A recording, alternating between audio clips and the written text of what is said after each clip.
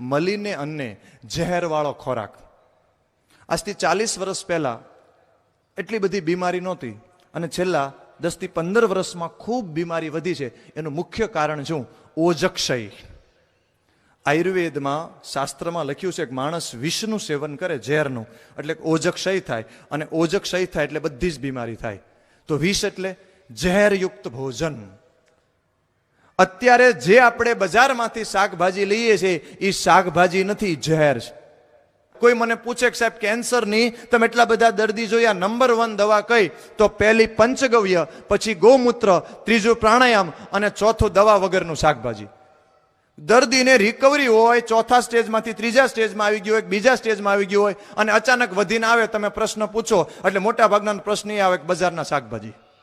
અને જે ખેડૂત, જે કેન્સરના દર્દી દવા વગરના શાકભાજી ખાય એ લોકોને તરત રિકવરી આવી જાય. તો આપ સૌ આવનારા સમયમાં આવનારી પેઢીને બચાવવા માટે 2 મંત્ર યાદ રાખવા પડશે. એક ફેમિલી ડોક્ટર, પહેલા ફેમિલી ફાર્મર.